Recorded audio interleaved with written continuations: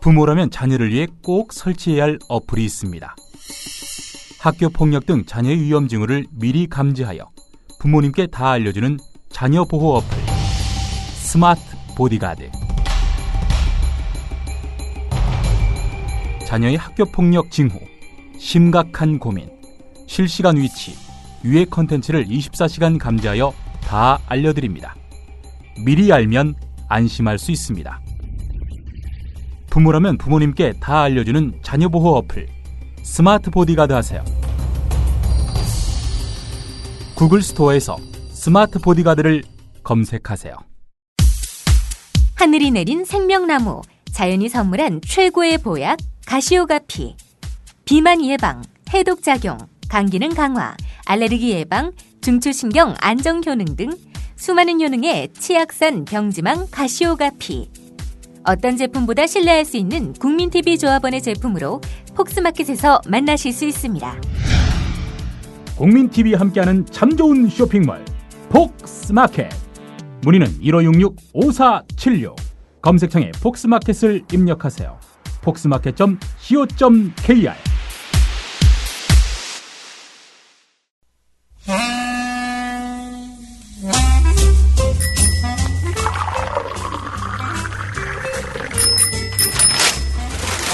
아침 신문 귀로 읽으세요. 김영민의 조간 브리핑. 네, 오늘 아침 신문들 살펴보는 시간입니다. 어떤 뉴스들에 주목하고 있는지 김영민 PD가 짚어주실 예정입니다. 예. 안녕하세요. 안녕하십니까. 네, 오랜만에 이 삼성 떡값 얘기가 신문에 실렸습니다. 예, 삼성 떡값.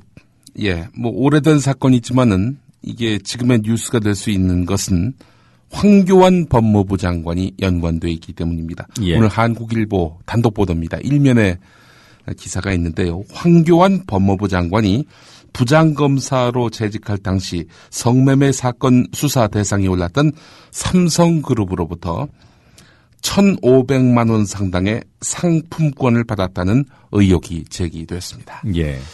자, 이 복수의 사정당국 관계자가 흘린 정보인데요.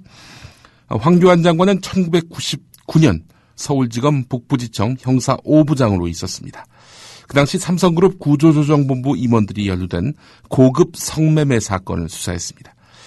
검찰은 그래서 윤락업계 종사자들을 조사하다가 삼성 임직원 리스트와 이들 사이에 오간 그런 돈의 흐름을 발견했습니다. 그래서 임원 일부를 소환 조사했습니다. 검찰은 이들이 해외 출장에 여성들을 대동한 사실도 포착했던 것으로 전해졌습니다. 자, 아주 구체적인 그런 이 증거가 확보가 됐음에도 불구하고 삼성 직원에 대해서는 무혐의로 종결이 됐습니다. 네. 자, 이후에 삼성 측이 황교안 장관에게 검사 1인당 300만 원씩 총 1,500만 원 상당의 상품권을 건넸다는 게 이들 관계자의 말입니다. 예. 자, 복수의 사정당국 관계자가 이제 알려준 말은 삼성 직원에 대해서 무혐의로 종결시키고 그리고 나서 삼성 측으로부터 황교안 장관이 총 1,500만 원 상당의 상품권을 받았다는 겁니다. 자, 이 사건 하면 또 생각나는 사람이 있죠. 바로 김용철 변호사입니다. 예. 삼성을 생각한다. 이 책을 냈고요. 삼성에서 이제 법무팀장을 지낸 분 아닙니까? 자, 이분은 한국일보 기자에게 사실이다. 이렇게 말했습니다. 당시 수사검사들이 이를 몰랐거나 뒤늦게 안 것으로 전해졌는데요. 자, 이 김용철 변호사는 황교안 장관이 위에 상납했는지 혼자 다 챙겼는지 모르겠지만 나중에 들으니 그랬다고 하더라라고 말했습니다. 그러니까 이걸 1,500만 원을 나눠줘야 되는데 다 먹었다는 겁니다. 혼자. 이게 김 변호사 주장입니까? 네, 그렇습니다. 네. 김용철 변호사 이야기입니다. 자, 지난 2월 그렇지 않아도 황교안 장관에 대한 국회 인사청문회가 있었는데 이때 삼성 X파일 부실 수사 논란이 집중 거론됐었습니다. 황교안 장관은 2005년 서울중앙지검 2차장 시절 1997년 당시 국정원의 도청 전담팀이 이학수 삼성그룹 회장 비서실장과 홍석현 중앙일보 사장이 나눈 대화를 도청한 사건을 수사 지휘했는데 그 결과가 상당히 기가 막혔습니다. 삼성 X파일로 불린 녹취록에는 삼성이 대선 자금을 제공하고 일부 검사들에게 지속적으로 떡값을 주면서 관리한 정황이 있었는데 말이죠. 자, 그러나 황교안 장관은 떡값 검사로 지목된 검사들과 삼성 측 관계자들을 무혐의 처분한 반면 도청 자료와 검사 명단을 공개했던 이상호 MBC 기자 그리고 노회찬 전 의원을 기소해서 삼성 봐주기 수사라는 비판을 받았습니다. 네. 왜 삼성을 봐줬는가? 비밀의 열쇠가 풀리는 형국입니다. 네. 자, 이에 대해서 황교안 장관은 전혀 사실무근이고 특검을 통해 다 해소된 사안이다라고 이렇게 밝혔는데요. 떡값 안 받았다 이런 얘기입니다. 떡값 받고 떡값 받았다. 예. 떡값 덮고 떡값 받았다는 의혹이네요. 예, 그렇습니다. 떡값을 삼성으로부터 받고 다른 사람의 떡값 문제에 대해서 덮어줬다. 준쪽으로 불렸던 삼성도 덮어주고. 예. 그래 놓고 그 사안에 대해서 고발했던 이상호 노회찬에게는 철퇴를 가하고. 지금 이상호 노회찬이 뭐하고 있습니까? 이상호 기자. MBC에서 해직됐죠. 뭐, 딴 건으로 해직됐습니다만은. 네. 하여간 그 삼성 사건 이후로는, 이상호 기자, 줄곧 하여간 MBC 메인 무대에서 보기 힘들었습니다. 그리고, 노회찬 의원, 엑스파일로 불린 녹취록을 공개했다가, 결국에는 의원직까지 잃지 않았습니까? 네. 19대에서 당선됐는데 말입니다. 17대 때 일을 갖고 19대 의원직을 날리는 그것도 지역군대 말입니다. 네, 이 사건 앞으로 어떻게 추이가 나올지 네. 주목해서 볼 필요가 있을 것 같습니다. 이렇게 의혹이 제기된 단계인데 황교안 장관 이 감찰 들어가야 되는 거 아닙니까? 의혹이 제기됐는데 말입니다. 예. 네.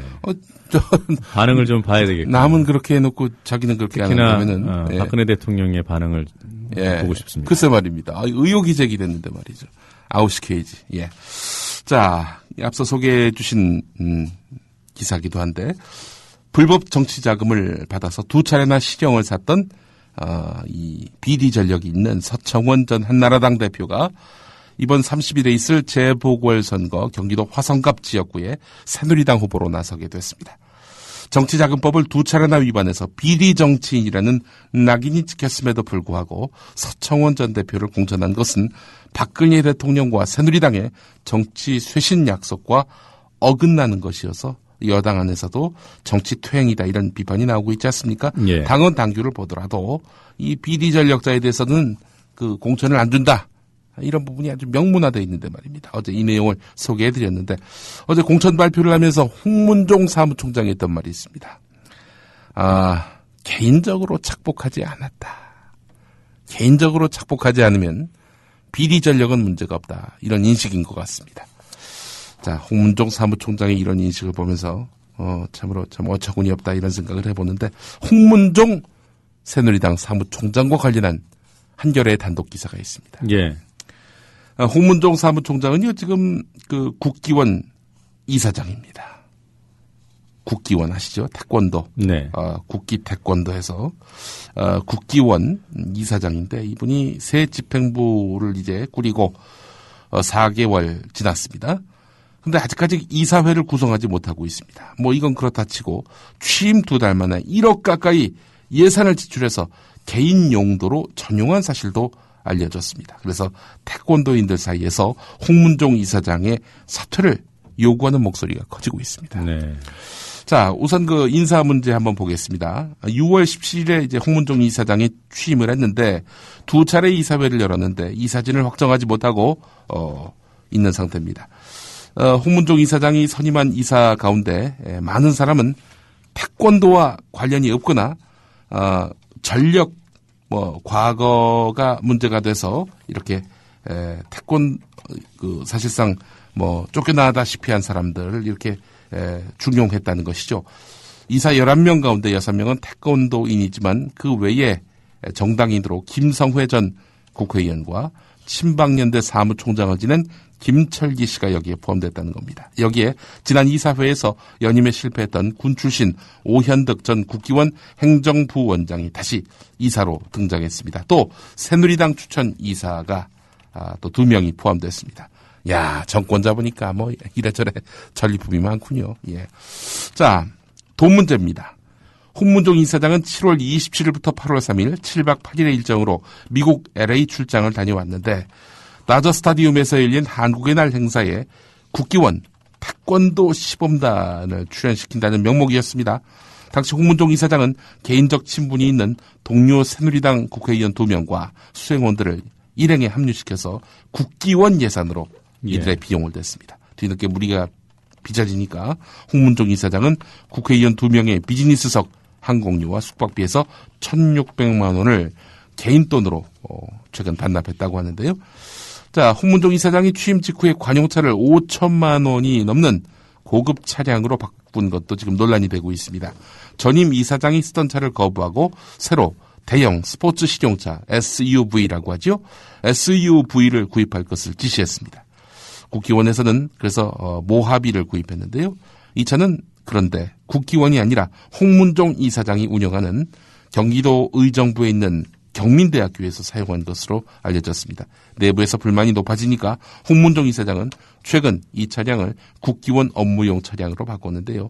국기원 예산은 사실 입단비와 심사비가 대부분을 차지하지 않습니까? 예. 자, 비상근에다가 명예직임에도 불구하고 홍문종 이사장은 한 달에 500만 원의 활동비를 매달 현금으로서 받아 쓰고 있다고 합니다. 이런 분이 새누리당 공천위원장을 했으니 뭐 비리 정치인 공천을 막아내기가 쉽지는 않겠습니다. 네. 개인적으로 착복하지 않았기 때문에 서청원 괜찮다는 분이 국기원에서는 왜 이러시나요? 자, 이번에는 남북정상회담 대화록 관련 검찰 수사 발표 관련 기사입니다. 예. 자, 경향신문이 논점이 4가지다 이렇게 이제 정리를 했는데 말이죠. 우선 남북 정상회담 회의록이 대통령 기록물인지 공공 기록물인지 이것과 관련한 논란입니다. 이와 관련해서 김익한 명지대 기록정보과학전문대학원장이 한 말이 있습니다. 정상회담 회의록은 대통령 직무 과정의 결과로 만들어졌고 생산한 곳도 남북 정상회담 준비위원회라는 대통령 보조기구이기 때문에 이건 대통령 기록물이라고 볼 수 있다라고 말했습니다. 예. 자, 그렇다면 이제 또 새로운 논란이 벌어지게 되는데 4가지 논란 중에 2번째입니다. 대통령 기록물로 본다면 이거를 초본을 삭제했다는 거 아닙니까? 네. 이걸 대통령 기록관으로 이관하지 않은 것은 그럼 당연히 위법 아니겠는가라고 볼 수 있는 부분입니다. 자, 초본 삭제, 이것은 과연 대통령 기록물법을 위반한 것인지 이게 이제 논점이 되고 있는 것인데요. 일단 이번 사건에서는 회의록 초본이 삭제되고 수정본을 대통령 기록관으로 이관하지 않은 경위가 정확하게 밝혀져야 하는데 노무현 전 대통령이 후임 대통령들이 남북 정상회담을 준비할 때 참고하도록 회의록을 국가정보원에 보관하도록 하라 이렇게 지시한 것을 보면은 통치 행위의 일환으로 볼 소지가 있다는 겁니다. 삭제는 원칙적인 위법이긴 하지만 이게 통치 행위일 때에는 정당화될 수 있다라고 보는 것입니다. 그러니까 노무현 대통령의 지시 때문에 그렇게 이행을 했다라고 실무진들이 이야기한다면 이 실무진들에 대해서 처벌하기가 쉽지 않다 이런 이야기입니다. 예. 그리고 논란 4가지 중에서 이제 3번째가 이런 겁니다. 회의록 초본의 수정본에 없는 예민한 표현들이 일부 담겨 있는 것으로 알려졌다는 겁니다. 검찰이 노무현 전 대통령이 회의록 초본을 열람한 다음 내 의도는 그런 것이 아니었는데 왜 저런 말을 한 것으로 돼 있는지 모르겠다라면서 수정본의 작성과 초본의 삭제를 지시한 것으로 파악하고 있는데 검찰은 정상회담 회의록 초본도 완결성을 갖고 있는 별도의 대통령 기록물인 만큼 삭제하지 말고 대통령 기록관으로 이관했어야 한다 이렇게 보고 있는데요. 관련해서 오늘 조선일보 보도가 있습니다. 일면에 나와 있는 기사인데 초본에는 저는이라고 돼 있는데 수정본에는 나는 이렇게 바뀌었다는 겁니다. 예. 이게 누구 앞에서 이랬다는 겁니까? 김정일 위원장 앞에서. 예, 김정일 거죠? 국방위원장 앞에서 저는이라고 표현한 대한민국 대통령. 근데 수정본에서는 나는으로 바뀌었으니 이건 아무래도 실제로는 노무현 전 대통령이 김정일 위원장 앞에서 저는이라고 얘기했던 것 아니냐. 보수 세력의 공세가 불을 보듯 뻔해 보입니다. 자, 그렇기 때문에 이 수정본의 내용과 초본의 내용이 얼마나 다른지, 다르다면 근본적인 차이가 있는지 혹시 초반에는 NLL 포기 발언이 있었는지 이 부분과 관련해서 또 쟁점이 될 것으로 보이는데, 자, 이에 대한 민주당의 반응은 이렇습니다. 정상회담 회의록 최종본은 회의록 초본의 교열 교정본이라면서 작은 차이밖에 없다. 그렇기 때문에 초본을 삭제해도 큰 문제가 없다. 이런 입장입니다. 뭐 저 역시도 국가 간 정상 대화에서 예. 본인을 낮춰서 국가의 대표자는 행정부 수반이고 예. 낮췄다면 그건 비판받을 수 있죠. 네. 외교상 문제가 될 수도 있고. 네. 그러나 이게 어떤 비공개 회담이었고 네. 그런 자리에서 그런 부적절한 이런 발언이 나왔다면 예.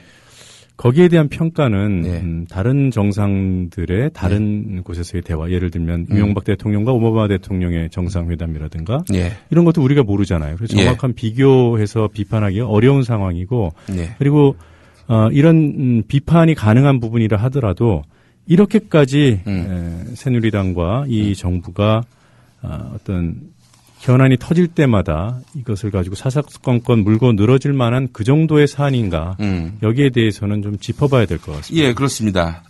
뭐 논란 4가지 중에 3가지까지만 말씀드렸는데 나머지 예. 4번째는 수정본의 존재. 이거는 초본을 없앤 거. 이거는 사초 폐기냐 아니냐 이 공방인데 이건 뭐 이미 다 익히 아실 내용들이어서 넘어가겠습니다. 노종면에 격께서 말씀하신 대로 지금 여권에서 남북 정상회담 회의록만 갖고 집중적으로 문제 삼는 데에는 정치적 의도가 개입되어 있는 것 같다라는 경향신문 일면 기사를 주목할 필요가 있을 것 같습니다.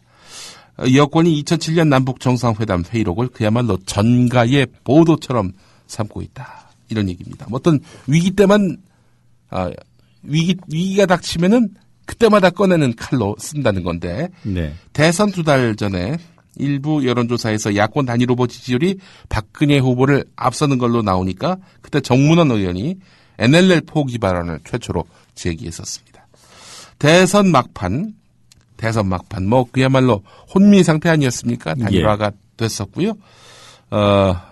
박근혜 문재인 후보 사이에 치열한 선두 다툼을 벌이고 있는 그 시점에 12월 14일이었습니다. 김무성 총괄 선대본부장이 부산에서 회의록을 읽었습니다. 일치된 내용이었으니 뭐 읽었다라고 해도 과언이 아닙니다.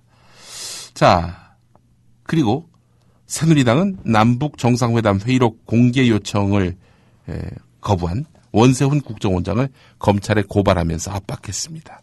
위기 때마다 이렇게 회의록을 들먹이면서 위기를 타개하려 했던 새누리당, 대선 전만 이랬던 것이 아닙니다. 검찰의 국정원 대선 개입 수사 결과 발표 직후에 바로 서상기 정보위원장이 NLL 포기 발언이 국정원 대선 개입보다 중요한 문제라고 말하더니 얼마 뒤 국정원이 회의록을 공개합니다. 자, 국정원의 선거 개입 문제가 터지니까 또 국정원이 바로 이 회의록을 깠단 말이죠. 자, 그리고 기초연금 공약 후퇴 바로 지금 시점 아닙니까? 이것 때문에 박근혜 대통령이 수세에 몰리고 있는 상황인데 그로부터 얼마 뒤에 검찰이 바로 회의록 실종 사건 중간 수사 결과를 발표합니다. 정치적 해석까지 덧붙이면서 말이죠. 예. 위기 때마다 이렇게 대화록을 들먹이고 있는 여권. 예. 최소한 초본과 수정본의 상이점이 전은과 나는의 차이 정도여서는 도저히 안 되는 거죠. 예, 그렇습니다. 자, 한겨레 3면에는 전문가들의 견해가 나옵니다. 대화록을 설령 참여정부가 국가기록원에 넘기지 않았더라도 국정원의 무단 공개는 불법이다. 불법성이 여전하다. 이렇게 밝힌 내용이었습니다. 관련 기사 내용은 그렇게 한번 참고하시면 되겠습니다. 예. 중앙일보 3면을 보니까요. 국정원이 셀프 개혁안을 마련했고 곧 대통령에게 보고한다는 그런 내용의 기사입니다. 어떤 내용이냐. 국내 정보 수집 기능은 현행대로 둔다는 겁니다. 아니 지금 지난 대선 때 선거 개입한 것이 문제가 돼가지고 그야말로 논란이 커지고 있고 그것 때문에 국정원 개혁 이야기가 나오고 있는 거 아닙니까? 그런데 국내 정보 수집 기능 논란이 되고 있는 악의 뿌리가 되고 있는 국내 정보 수집 기능은 그대로 둔다는 겁니다. 민주당 안은 뭡니까? 국정원의 수사권 폐지, 국내 정보 수집 금지.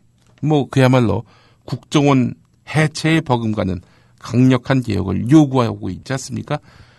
여기에 비하면은 전혀 야당이 수용할 수 없는 그런 개혁안이라 하겠습니다. 자, 또 좀 어처구니 없는 부분이 있습니다. 국정원 셀프 개혁안을 보니까 국정원은 정치 개입의 소지를 없애기 위해서 직원들이 정당, 언론사 등을 출입하며 정보를 수집하는데 제한을 둬서 불필요한 대민 접촉을 못하게 한다. 그리고 정치 불개입 서약을 한다. 정치 불개입 서약을 한다. 아니, 지난번에 법이 없어서 대선에 개입했습니까? 법이 있어도 어기고 개입했던 거 아닙니까? 서약을 하면은 사람들이 믿어줄 거라고 또 생각하고 있는 건지. 어쨌든 국정원의 셀프 개혁안은 아무것도 없는 그야말로 맹물이다. 이렇게 봐도 무리 아닐 것 같습니다. 주목되는 항목이 하나 있어요. 예.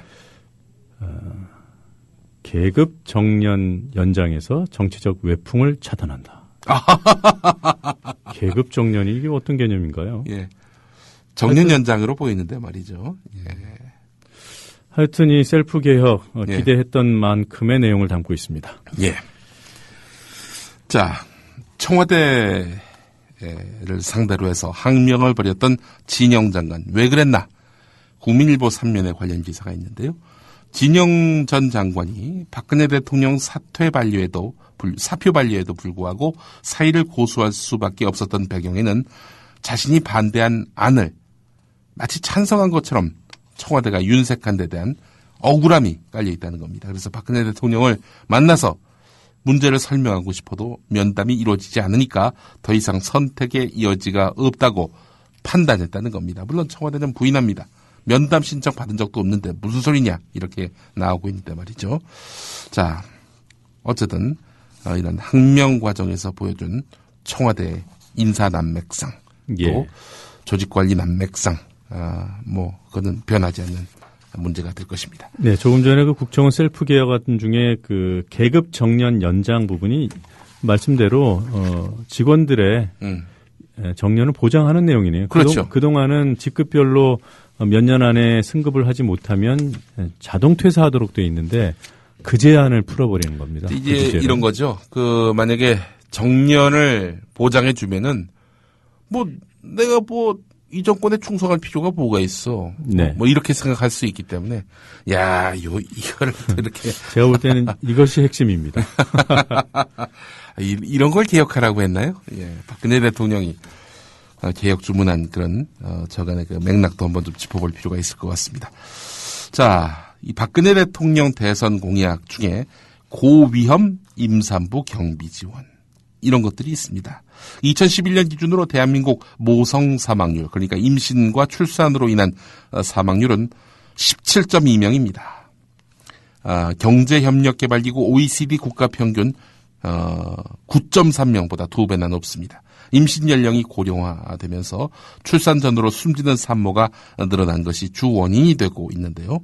자, 이 때문에 분만 전후 합병증을 앓거나 사망 또는 질병에 걸릴 확률이 높은 고위험 임산부는 꼼꼼한 검사를 통한 질병 예방이 가장 중요합니다.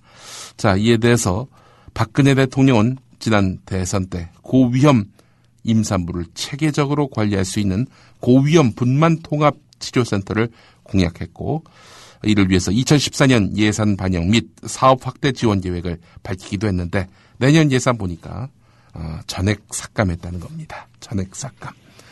양승조 의원이 이걸 들춰냈습니다. 민주당 소속에. 툭하면 손바닥 뒤집듯 공약을 파기하는 대통령 때문에 어르신도 울고 이제는 산모와 아기까지 울게 됐다. 이렇게 말을 했습니다. 네. 자, 최동욱 전 검찰총장 혼외 아들 사건은 이게 묻혀가는 건가요? 예. 오늘 조선일보 기자 수첩을 보겠습니다. TV조선에서 얼마 전에 최동욱 총장의 혼외 아들이 사는 집에서 일했다는 가정부 이모 씨 인터뷰를 하지 않았습니까? 예. 이모 씨가 조선일보 기자에게, TV조선 기자에게 고마워요. 정말 고맙습니다. 라는 반응을 보였다면서 이 아주머니가 몇 년 동안 가슴에 쌓여있던 한이 풀렸다 이렇게 말을 했다고 하는군요. 보도 이후에 만난 아주머니 얼굴에는 예전의 불안이 깨끗이 사라져 있었다. 환한 미소를 지으며 기자에게 밥은 잘 챙겨 먹고 다니느냐고 묻는 푸근한 이웃집 아줌마였다. 내 인생에 이런 일이 일어날 줄은 상상도 못했어요. 그런데 진실을 털어놓으니 마음이 개운해요. 평생 이렇게 마음 편한 적이 없어요. 이제야 나도 세상의 일원이 된 것 같아요.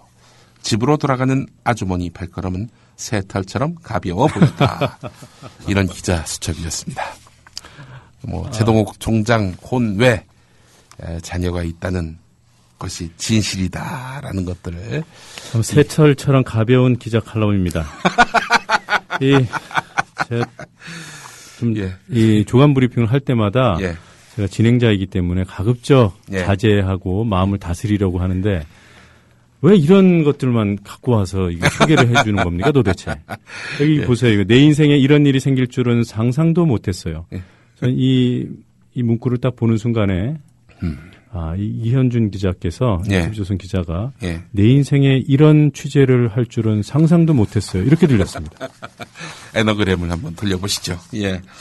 자, 오늘 여기까지 하겠습니다. 준비한 노래는 새털 이야기가 나와서 그런데 변진섭의 새들처럼을 준비했습니다. 네, 자 오늘 수고하셨습니다.